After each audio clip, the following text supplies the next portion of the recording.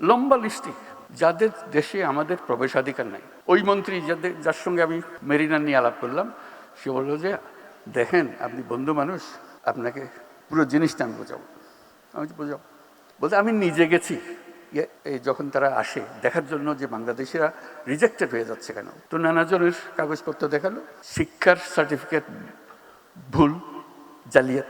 বলছে একজন মহিলা, সে আসছে এখানে ডাক্তার হয়ে, তার ভিসা হলো ডাক্তারের ভিসা। আমি দেখে বুঝলাম ডাক্তার হবার তার কোনো ক্ষমতা নাই, তার চেহারায় বলে না ডাক্তারের কিছু আছে। তা আমি জিজ্ঞেস করলাম আপনি কোন মেডিকেল থেকে পাশ করেছেন, তখন কাগজপত্র গাইতে আর জন্য বের করে দিল মেডিকেল সার্টিফিকেট।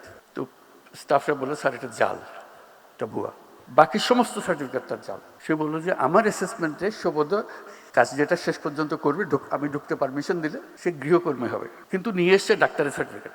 কী হবে আমাদের? এই প্রযুক্তির কথা বলছি যে এই প্রযুক্তি সে জালিয়াতির কাজে লাগাবে। যদি না আমরা আগের থেকে আমাদের নিজেদের সংশোধন করি, এই গোড়াগুলো কেটে দিই।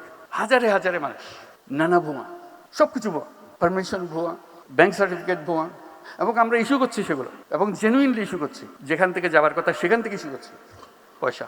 কাজেই আমাদেরকে প্রযুক্তিতে আসতে হলে ন্যায্য জিনিস নিয়ে আসতে হবে। জালিয়াতির কারখানা, এই দেশ জালিয়াতির কারখানা হবে না, হবে না, হবে না। এটাকে আমরা করতে চাই না। আমরা নিজ গুণে দেশে সারা দুনিয়াতে মাথা উঁচু করে চলতে চাই, এবং সেই সামর্থ্য আমাদের আছে। আজকে এই প্রযুক্তির বৈঠকে আমরা সেইভাবে মন ঠিক করি যে আমরা জালিয়াতি থেকে বেরিয়ে আসব, আমরা তরুণদেরকে উদ্যোক্তা হবার সুযোগ করে দেব, এবং আমাদের নীতি বাস্তব এবং বর্তমানকে প্রতিফলিত করুক সে ব্যবস্থা করব, মানুষের সহায়ক সরকার করব, ওইভাবে আমাদেরকে চলতে হবে।